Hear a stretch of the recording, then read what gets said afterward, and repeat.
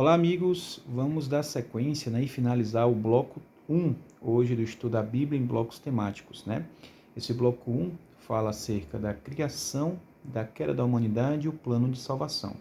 Já falamos sobre o capítulo 1 e 2 de Gênesis, hoje vamos para o capítulo 3 de Gênesis, é o tema desse vídeo de agora, Como falei, até agora a gente viu a criação em si no capítulo 1 de Gênesis, uma retomada da criação no capítulo 2, repetindo e ampliando com mais detalhes como tudo aconteceu.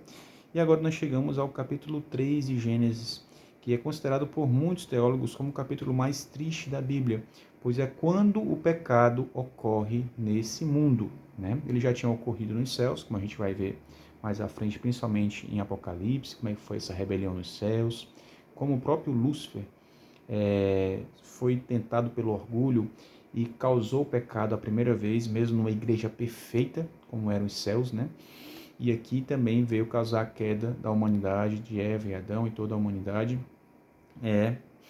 e também no lugar perfeito, no jardim perfeito, em harmonia, que viveu harmonia com a natureza, caminhando lado a lado com Deus, e mesmo assim caíram, Então isso nos mostra que não existem igrejas perfeitas. Mesmo no céu ou mesmo no Éden, o pecado ocorreu.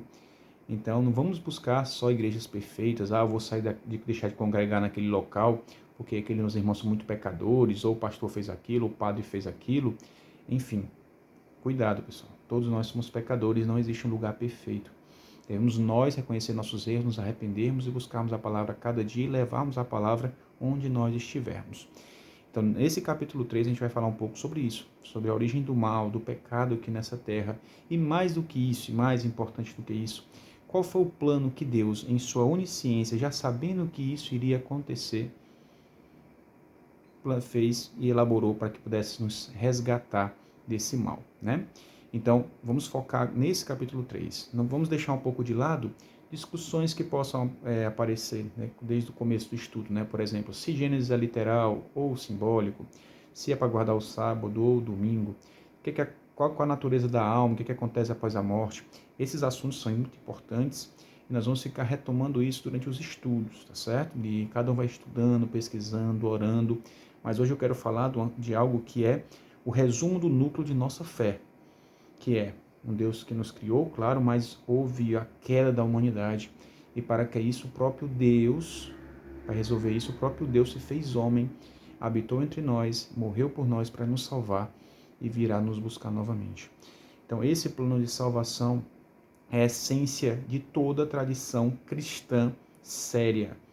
Isso deve ser motivo eficaz para que nós possamos nos unir e não nos dividir por divergências teológicas em outros pontos, mas buscar a união em Cristo. Ele é nosso foco, tá certo? Na sua palavra, sem desviar da sua palavra, tá bom?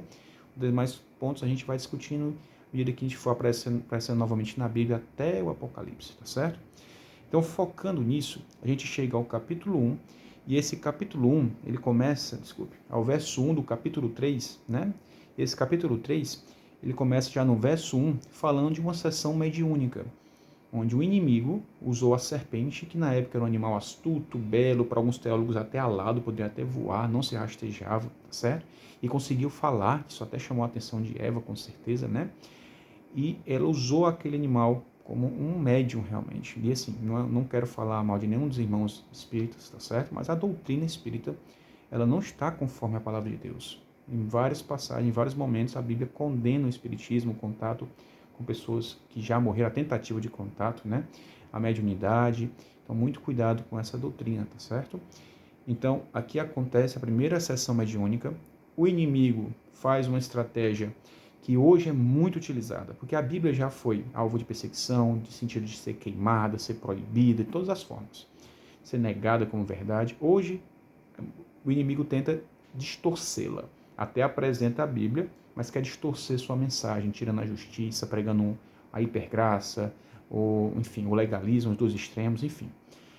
Nessa mesma época, lá no começo, ele também distorceu. Assim como ele fez no deserto tentando Jesus, ele também distorce a palavra, usando a palavra e distorcendo o seu sentido. Quando ele chega e fala para Eva, a serpente, é verdade que foi proibido vocês comerem todos os frutos, nenhum fruto aqui pode comer nesse jardim? E ela fala, não, a gente pode comer, menos do fruto do conhecimento do bem e do mal, como a gente viu em Gênesis 2, verso 17, fala assim: contudo, não comerás da árvore do conhecimento do bem e do mal, porque no dia que delas comeres, com toda certeza morrerás. E aí o inimigo vai e rebate, no verso 4, ó. A serpente então alegou à mulher do capítulo 3, com toda certeza não morrereis. Usa as mesmas palavras que Deus utilizou para Eva e Adão e usa no sentido contrário. Então ele distorce: certamente não morrerás. E vale ainda mais: vocês serão como deuses, pois conhecerão o bem e o mal. Isso não é uma mentira.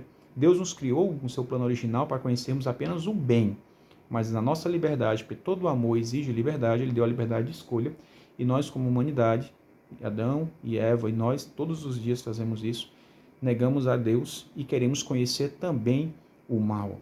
Foi optado em conhecer o mal, então Deus deixa que isso aconteça. Então, a partir daí, as consequências vêm de um ato de liberdade e de amor que Deus prometeu. Então, nesse momento, Eva, ela vê que o fruto ele é agradável ao paladar, que ele é atraente aos olhos e desejável para buscar ser alguém maior, ser como Deus, que foi o principal motivo, essa vaidade, esse orgulho de querer ser como Deus, que o diabo caiu nos céus, criou sua rebelião. Ele usou a mesma tática para derrubar Adão e a derrubar Eva. Essa egolatria, de nós sermos nossos próprios deuses, né?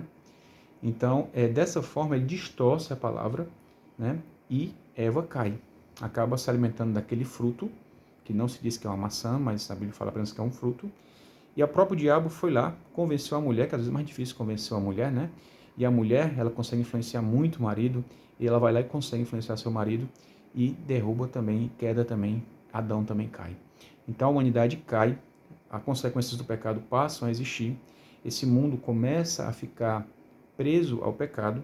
Então nós temos Deus, 4 agentes regindo esse mundo agora, e não somente Deus. Deus rege de maneira direta, agindo diretamente, curando, fazendo milagres.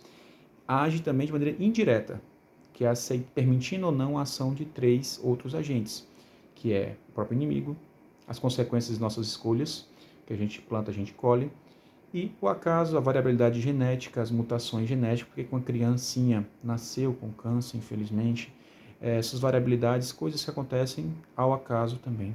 Deus pode permitir ou não essas 3 coisas, e em geral ele acaba permitindo, porque foi escolha nossa conhecer o mal e as consequências que o mal conheceria. O plano dele é que a gente conhecesse apenas o bem.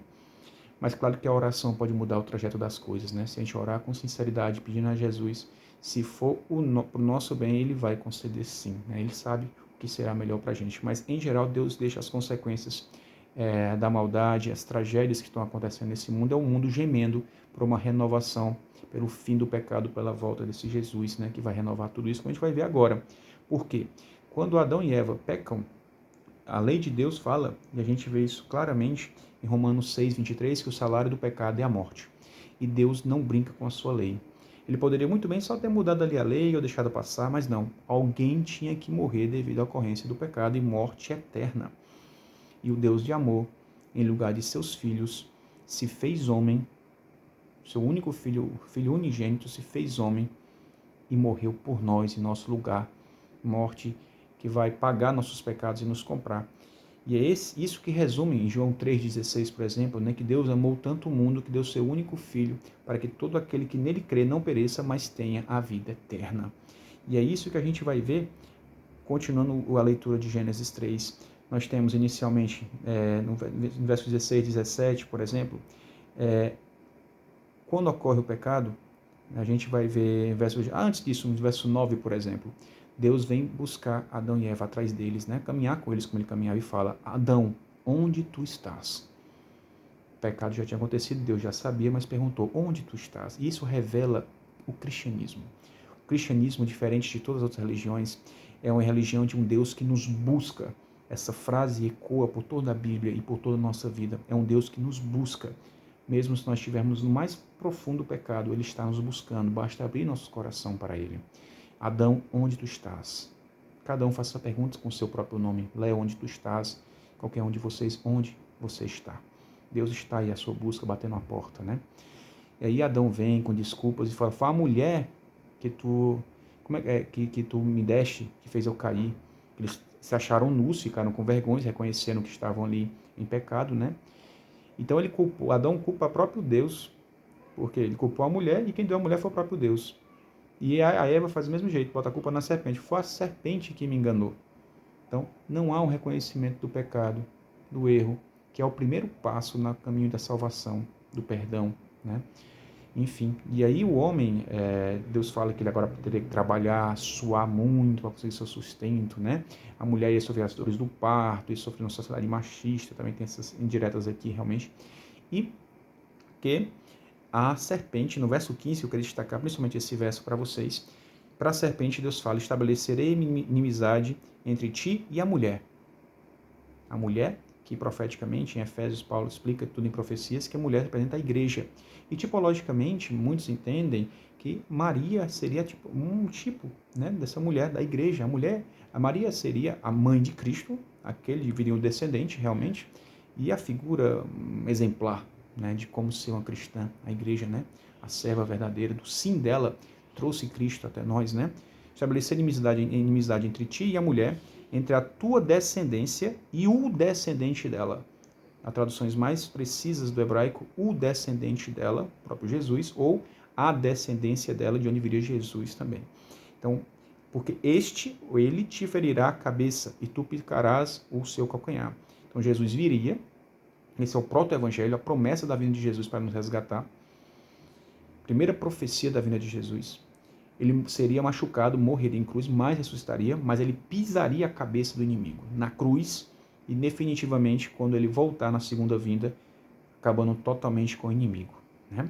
Então o próprio Jesus faria, ele que pisa diretamente na cabeça da serpente. Alguns entendimentos pensam que a própria Maria pisou. Ela indiretamente com o seu sim propiciou isso, né? Mas quem pisa realmente é Jesus. No hebraico, na tradução mesmo, é o descendente pisará, ou a descendência dessa mulher pisará, e essa mulher é a própria igreja, ou tipologicamente também Maria, né? Então nós temos aqui a promessa da vinda desse Jesus e a nossa salvação sendo prometida, além de por todos os males que vão existir nesse mundo, né? O planeta passou a sofrer também, a água do mar, que provavelmente era doce, passou a ser salgada porque as pedras começaram a se desgastar. Terremotos, as desgraças, as enchentes que a gente vem por aí, as epidemias, as doenças que a gente não consegue explicar. O que Deus permite? Deus permite, por quê?